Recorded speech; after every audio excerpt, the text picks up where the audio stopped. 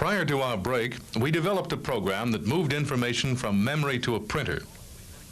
Suppose we'd like to do a different job. What if we wanted to type in new salary data on the keyboard and have it moved to memory for storage? Well, we use a similar approach as before. This time, though, we use the keyboard as the source and the memory as the destination. Because we're loading the new data into consecutive memory locations, we will auto-increment our destination pointer each time a character is moved into memory. However, we now have a new problem. As we keep moving information into memory, it is very possible that it could move into an area of memory containing our payroll program, thereby wiping it out. Of course, this is something we must avoid. How about setting up a limit so that new data can be safely moved into memory? If the new data reaches this limit, we can set up our program so that it either stops or takes appropriate action, such as generating an error message. This would prevent erasure of the payroll program. We can set up a limit by simply specifying the address of the last location where we can safely store data. Notice that the pointer is continually moving toward this limit. Let's use this fact to solve our problem. We can continually compare the pointer with the limit. As long as they are not equal, we know everything is okay, and we may continue loading new information into memory. However, when the comparison shows that the value of the pointer and the value of the limit are equal, we know that we cannot load more data or we'll destroy part of the payroll program. Remember the compare instruction that we talked about earlier? Let's use the value of pointer R1 as the source. This value will continually increase as the pointer moves down through memory. Then, let's use the fixed limit value of 1100 as the destination. By the way, notice that the compare instruction always assigns a negative value to the destination operand. When we compare R1 with 1100, in other words, our pointer with our limit, the instruction sums the two values. Here, the result is negative, indicating that the limit is greater than the pointer. Therefore, we're okay and keep on going. Notice, however, what happens here.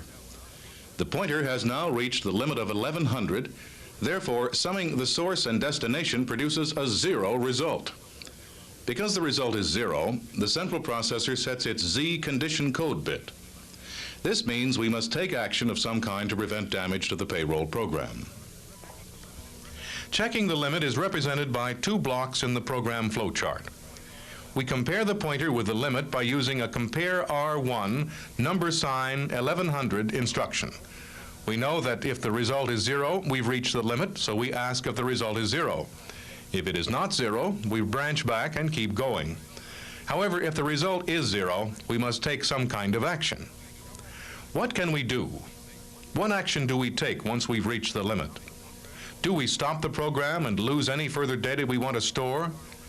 Do we start over someplace else and hope we don't have the same problem? Or do we move the payroll program to another area of memory so we can continue loading data from the keyboard? Well, we've chosen to move or relocate the payroll program. We can move it from its present location to some new area in memory that is empty. There are only two known factors at this time. We know that the starting address of the payroll program is 1102, and we also know that the empty memory space begins at address 3000. Let's see how we can use this information. Let's use pointers to indicate the two starting addresses. We'll call the payroll program our source, so our source pointer is at 1102. Then we'll call the new area of memory the destination and set its pointer at 3000. Notice that we want to move a word of data from the source to the destination and then increment both pointers. This should look familiar. We can do the entire job with just one instruction. That's right, we use the double operand instruction move. This instruction moves a single word of data from the original memory location to the new memory location and then increments both pointers. In setting this program, we have to take care of the initialize function. First, we make a source pointer by moving the source address of 1102 into register R2. Secondly, we make a destination pointer by moving the address of 3000 into R3. Analyzing what we have so far, you can see that we use two move instructions to initialize the program by setting up source and destination pointers. We then use a single move instruction to move a word from the source to the destination and increment both pointers. Now, we don't want to stop once a word has been moved. We want to keep moving words until the entire program is moved. Thus, we want to loop back to the point in our program that is labeled Start. Do you remember how to loop? Well, the move instruction transferred one word in the payroll program. Therefore, we use a branch start instruction to loop back to start and move another word. But how do we stop? How do we get out of this seemingly endless loop that we created? How about using a tally as we've done before? We could, but it takes 3 instructions. We need one move instruction to load the number. Then we need a decrement instruction to keep count. Finally, we need a branch instruction to check for done. Why bother to count if there's a more efficient way of doing it? Notice that we know both the starting and final address of the program. Perhaps we can use this knowledge to help us get out of the loop more efficiently than using a counter. Why not simply check the limit? As we continually move data from the source to the destination, we approach the end of the payroll program, which is at location 1776. We can use this value as our limit. When this limit is reached, we know that we have transferred the entire payroll program. All we have to do is to compare the pointer in register R2 with the limit. We do that quite simply with a compare R2 number 1776 instruction. We then branch if the result of the comparison is less than or equal to 0. In other words, if the pointer R2 is lower than the limit or the same as the limit, we still have more of the program to relocate, so we branch back and move another word.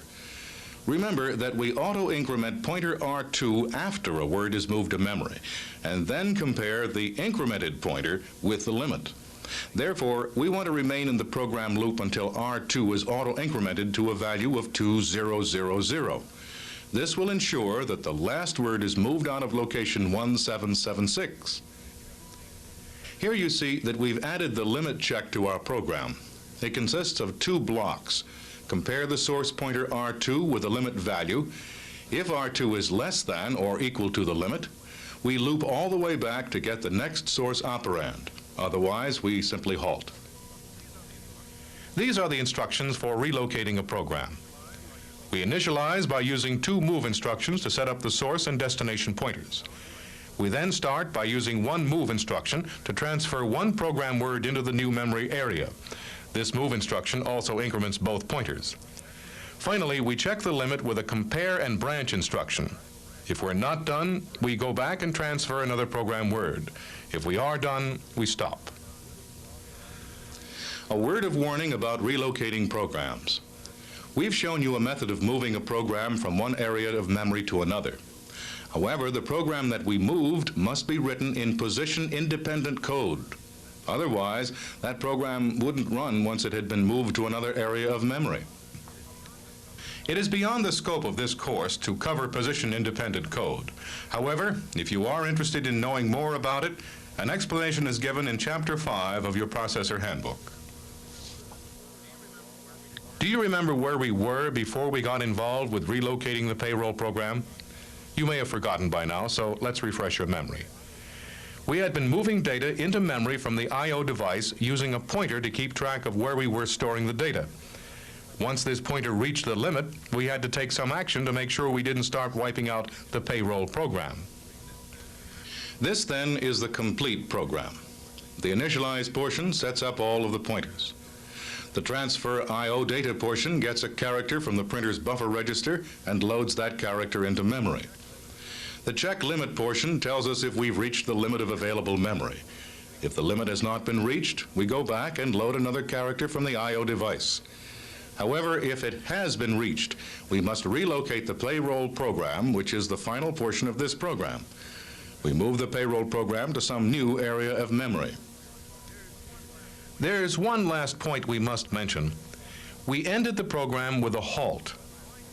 But why should we stop at this point after we've gone to so much trouble to relocate the payroll program in order to make room for more I/O data? Therefore, rather than stop at this point, Let's load a new limit by moving the limit value into R2.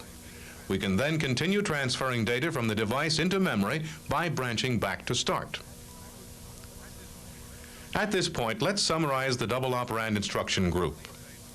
Please pay particular attention to the power of these instructions because each one deals with two operands, a source and a destination. Remember the power of the move instruction? It allows us to move data from a source, in this case memory, to a destination, in this case one of the GPRs. The move instruction is particularly effective in setting up registers for initialization, in relocating values or entire programs, and in setting up limit values. Remember the power of the compare instruction? It permits us, for example, to compare a source pointer with a destination limit to find out if they are equal, or if the destination is larger, or if the destination is smaller. We also talked about add and subtract instructions, which have the power of dealing with two numbers simultaneously. For example, we can add two numbers in memory and store the result in the second or destination location. All this requires just one add instruction. Or we can take a value in the GPR as the source and subtract it from the value in memory, which is the destination. In both cases, the answer is stored in the destination location. The last double operand instruction we covered was bit test, which performs a logical AND between a known value in the source and an unknown value in the destination. The result of the bit instruction then sets either the N or the Z bit. There are actually three related bit instructions. The bit instruction that we've already talked about tests a bit to determine if it is a 0 or a 1. This bit instruction can be used to test just one bit or a combination of bits. The BIS or BIS instruction allows us to set a specific bit or combination of bits. Its counterpart, the BIC or BIC instruction, can be used to clear a specific bit or combination of bits. Thus, with these three instructions, we can test any bit to determine if it's a 0 or a 1. We can set any bit to a 1, or we can clear any bit to a 0. Let's look at the bit set instruction. We first set a bit in the source to select the particular bit we want to deal with. The bit set or BIS instruction then performs an inclusive OR function with a corresponding bit in the destination. This, in effect, sets the corresponding destination bit. The bit clear instruction is used to clear specific bits in the destination. Again, we specify the bits we want to clear by setting appropriate bits in the source. The BIC instruction then clears corresponding bits in the destination. Notice here that the middle destination bit was not cleared because it was not selected by setting the middle bit in the source. The BIC instruction can be used to mask out portions of a data word.